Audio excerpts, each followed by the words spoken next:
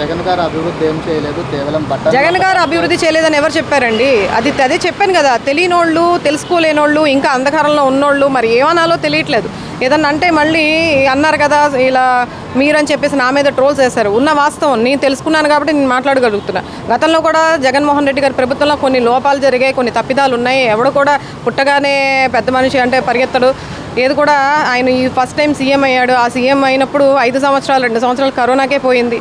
ఈ 2 సంవత్సరాల కరోనాలో ప్రజల్ని ఏ విధంగా ట్రీట్ చేశారో, దానికి వ్యాక్సిన్లకు సంబంధించింది కానీ, ఈ వాలంటరీ వ్యవస్థను కానీ పెట్టి ఇంటింటికి ఏ విధంగా అయితే సర్వీస్ చేశారనేది ప్రతి ఒక్కళ్ళు కూడా గమనించాలి.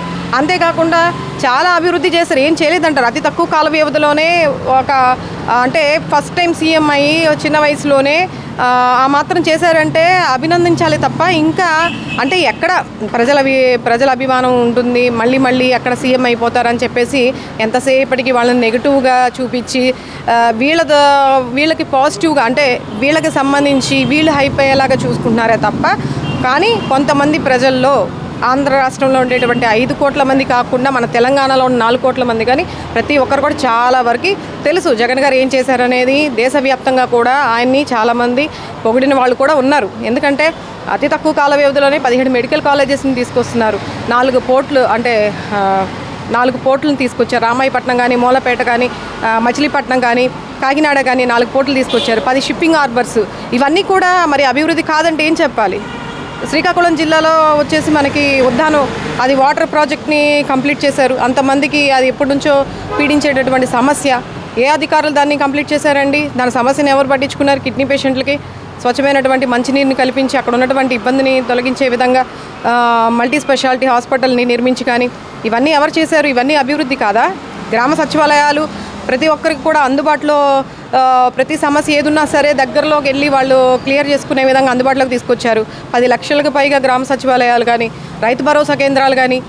ఈరోజు మరి తెలుస్తుంది ఆఫీస్ వర్కులు అంటే ఇప్పుడు ఫ్లడ్స్ వచ్చినప్పుడు దానికి సంబంధించినటువంటి డాక్యుమెంట్స్ ఇవ్వాలంటే ఎన్నిసార్లు వాళ్ళు తిరుగుతున్నారు అందుబాటులో లేక, సమాచారం ఇచ్చేవాళ్ళు లేక, దీన్ని ఇలా చేయాలని చెప్పేవాళ్ళు లేక, కలెక్టరేట్ ఆఫీస్ దగ్గర ధర్నాలు చేసుకుంటూ రోడ్ల మీదే ఉంటున్నారు.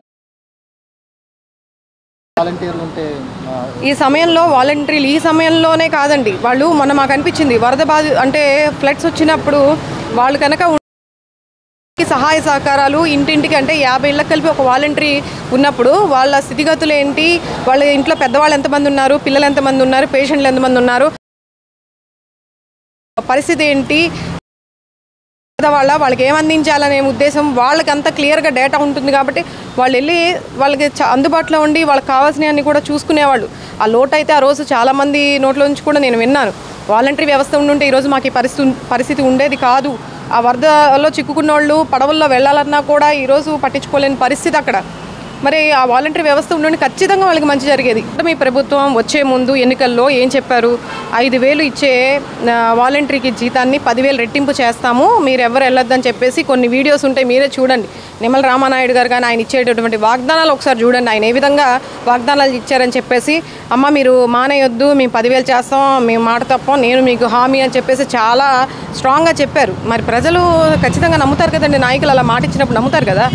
అదేవిధంగా వాళ్ళు నమ్మి ఉన్నందుకు ఈరోజు 2,50,000 మంది వాలంటరీ వ్యవస్థని రోడ్డు మీదకి తీసుకొచ్చారు. 5,000కి ఆశపడిన వాళ్ళు ఈరోజు వాళ్ళకి ఏది లేకుండా చివరికి రోడ్డు మీద ఉండాల్సినటువంటి పరిస్థితి వాళ్ళకి వచ్చింది. అంతేకాకుండా ఇప్పుడు స్టీల్ ప్లాంట్ చూసుకోండి, స్టీల్ ప్లాంట్లో కూడా టెంపరీ ఉద్యోగస్తుల్ని కూడా తొలగించేశారు.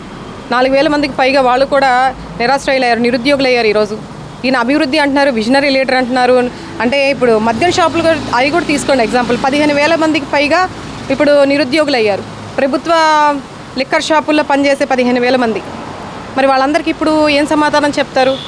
ఎంతసేపటికి వీళ్ళ జేబులు నింపుకోవడానికి వీళ్ళు ఎవరైతే ఉన్నారో టీడీపీ సానుభూతి పరులు కానీ, నాయకులు కానీ, కార్యకర్తలు కానీ, వీళ్ళకి సంబంధించిన వాళ్ళు ఎవరైతే ఉన్నారో వాళ్ళు బాగుపడడానికి తప్ప పక్కనోళ్ళు ప్రజల గురించి, పేదవాళ్ళ గురించి పట్టించుకునే ప్రభుత్వం కాదు. పేదవాళ్ళ గురించి ఆలోచించే ప్రభుత్వం ఏదైనా ఉంది అంటే అది జగన్మోహన్ రెడ్డి గారి ప్రభుత్వం మాత్రమే. మేడం, వైసీపీ అధికార ప్రతినిధి శ్యామల గారు ఉన్నారు కదా, శ్యామల గారి పైన టీడీపీ వాళ్ళు అయితేనేముంది, జన సైనికులు బాగా విపరీతమైన సోషల్ మీడియాలో విపరీతమైన ట్రోల్స్ చేస్తున్నారు. ఒక మహిళగా మీరు ఎలా రియాక్ట్ అవుతుంది? ఈ రోజుల్లో కామన్ అయిపోయింది ఇది. ప్రతిదీ ఏంటంటే ప్రశ్నించే వాళ్ళ గొంతు నొక్కడానికి అవతల వైపు ఉన్న వాళ్ళు, అంటే ఒక మహిళనా లేకపోతే ప్రజాప్రతినిధా లేకపోతే ఒక పొలిటీషియనా ఒక ప్రొఫెషనా ఏంటనేది కూడా చూడకుండా, ముఖ్యంగా ఒక మహిళ అనేది కూడా చూడకుండా నోటుకి వచ్చినట్టు ఎవరు పడితే వాళ్ళు ఈ సోషల్ మీడియా వచ్చిన దగ్గర నుంచి మరీ హద్దులు మీరిపోయి ఒక్కొక్కళ్ళు అంటే ఏదైనా చేస్తున్నారంటే డైరెక్ట్గా దమ్ము ధైర్యం ఉంటే డైరెక్ట్గా మాట్లాడే విధానం ఉంటే పర్లా, కొన్ని ఫేక్ ఐడీలు క్రియేట్ చేసుకొని ఐటీడీపీ ప్యాక్ల గురించుకుని ఈ జన సైనికులు అని చెప్పుకునేవాళ్ళు వీళ్ళు కానీ ఎలా చేస్తున్నారంటే ఫేక్ ఐడీస్ క్రియేట్ చేసి లాక్ చేసుకొని ఇలాంటి కామెంట్స్ పెట్టడం, ట్రోల్స్ చేయడం వాళ్ళకి చాలా సరదా అయిపోతుంది. దీని మీద సివియర్గా యాక్షన్ తీసుకుంటే తప్ప ఎవరైతే మహిళా కమిషన్ కానీ మహిళా సంఘాలు కానీ వీళ్ళందరూ సీరియస్గా యాక్షన్ తీసుకొని మహిళలపై జరిగేటటువంటి ట్రోల్స్ కానీ కామెంట్స్ కానీ అరికెట్టే విధంగా ఉంటే చాలా వరకు మెరుగుపడుతుంది. ఈ మధ్య మరీ ఎక్కువైపోయినాయి మహిళల మీద. ప్లస్ ఏంటంటే డైరెక్ట్గా నాయకులు అనేవాళ్ళు మాట్లాడకుండా కొంతమంది పెయిడ్ ఆర్టిస్టులను పెట్టి చిల్లర వెధవలను పెట్టి చిల్లరగా మీడియా ముందుకు వచ్చేసి నోటుకు వచ్చినట్టు ఇంకెవరు మమ్మల్ని ఎవరు ఏం చేయలేరు అని చెప్పేసి మా ఇష్టారాజ్యం మా ప్రభుత్వం మాకు అండగా ఉన్నారని చెప్పేసి ఆవిడ చెప్పిన మాటల్లో చాలా వరకు వాస్తవం ఉంది. మరి ఎంత విచ్చలవిడితనంగా ఈరోజు మహిళల మీద దాడులు జరుగుతున్నాయి. రీసెంట్గా కూడా మనకి హిందూపూర్లో చూశారు కదా, అత్తాకోడల మీద ఏ విధంగా అర్ధరాత్రి గ్యాంగ్ రేప్ జరిగింది అనేది ఒకసారి చూడండి. అవన్నీ కూడా మరి ఇవన్నీ దాడులు కదా హిందూపూర్లో. అదేవిధంగా పిఠాపురంలో కూడా మొన్న 16 ఏళ్ల బాలిక పైన కూడా అత్యాచారం జరిగింది. స్వయాన మాజీ కౌన్సిలర్ టీడీపీ వాళ్ళ హస్బెండ్ చేశారు అది దాడి అనేది. మరి ఇవన్నీ కూడా వాళ్ళకి కంటికి కనిపించట్లేదా? ఉన్న వాస్తవాన్ని వెలికి తీసుకొచ్చి ప్రతిపక్షంలో ఉన్నప్పుడు ఏదైతే మాట్లాడతారో ప్రభుత్వం తరపున ఉన్నటువంటి తప్పులు ఏవైతే జరుగుతాయో ఖచ్చితంగా మాట్లాడాల్సిన హక్కు కూడా ఉంది. గత ప్రభుత్వంలో మరి గత వైఎస్ఆర్సీపీ అధికారంలో ఉన్నప్పుడు టీడీపీ వాళ్ళు వీళ్ళందరూ కూడా మరి ప్రశ్నించారు కదా, ఎక్కడైతే లోటుపాట్లు ఉన్నాయో లోపాలు ఉన్నాయో ప్రతి ఒక్కళ్ళు ముందుకు వచ్చి మాట్లాడారు కదా. మరి అది కరెక్ట్ అయినప్పుడు ఇదెందుకు రాంగ్ అవుతుంది? ఇది కూడా కరెక్టే కదా, ప్రశ్నించే హక్కు ఉంది. ఒక ప్రతిపక్ష హోదాలో ఉన్నప్పుడు ఖచ్చితంగా జరుగుతున్నటువంటి దాడులపైన గురించి కానీ మహిళలపైన జరిగేటటువంటి అత్యాచారాలు కానీ దారుణ పరిస్థితుల గురించి ఖచ్చితంగా మాట్లాడాల్సినటువంటి అవకాశం అయితే ఉంది, అవసరం కూడా ఉంది. దీన్ని ఖండించడానికి ప్రతి ఒక్కరు కూడా దాన్ని మళ్ళీ రకరకాలుగా డైవర్ట్ చేసి ఆడవాళ్ళని ట్రోల్స్ చేసి వాళ్ళు గొంతు నొక్కేసి వాళ్ళు మళ్ళీ ముందుకొచ్చి మాట్లాడనివ్వకుండా, ఈవెన్ నేను ఈరోజు మాట్లాడుతున్నానంటే నా మీద కూడా బోల్డని కామెంట్స్ వస్తాయి, ట్రోల్స్ వస్తూ ఉంటాయి. మరి వీటన్నిటి మీద సివియర్ యాక్షన్ తీసుకోవాలి. పనికిమాలినోళ్ళు చిల్లర వేదవులందరినీ కూడా పెట్టేసి పెయిడ్ ఆర్టిస్టులాగా పెట్టేసి వాళ్ళేమో ఇష్టానుసారంగా రెచ్చిపోయి మాట్లాడేస్తున్నారు. ముఖ్యంగా ఆర్పి అతన్ని ఒకసారి చూడండి వీడియోలు, ఎంత దారుణంగా మాట్లాడుతున్నాడంటే లడ్డు వివాదంలో రోజా గారి గురించి మాట్లాడారు. రోజా గారి గురించి పర్సనల్గా విమర్శ చేయాల్సినంత అవసరం ఏంటి? అతని పరిస్థితి ఏంటో అతను చూసుకుని మాట్లాడితే బాగుంటుంది.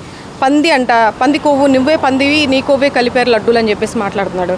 అంటే ఆ నోటికి హద్దు వాపు అనేది లేదా? అలాంటి వాడి మీద చర్యలు తీసుకోరా? మరి మహిళా సంఘాలు కానీ మహిళా కమిషన్స్ కానీ వీళ్ళందరూ ఏం చేస్తున్నారు?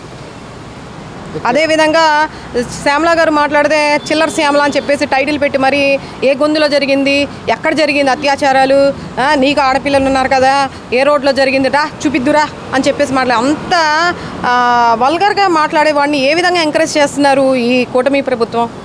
వెనకాల ఎవరుండి నడిపిస్తున్నారు? ఇది మంచిదేనా? మంచి పరిణామమేనా? మంచి పద్ధతేనా?